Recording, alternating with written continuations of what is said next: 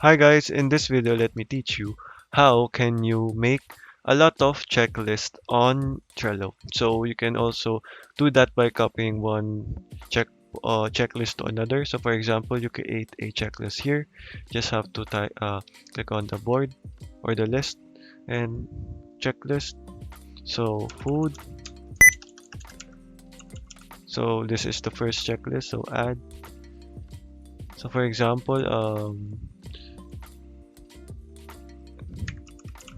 let's make a random checklist here.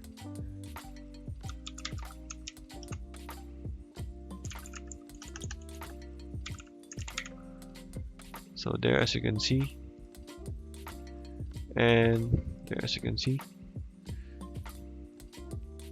And if you want to copy that and make another checklist, you don't have to do that again.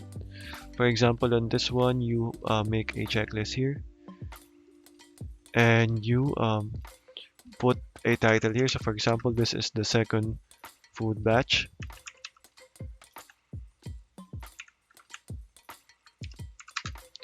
and copy items from by the food. And as you can see, it is now copied, and you can then add an item here. For example, uh, you add in a bread or any item, and you add in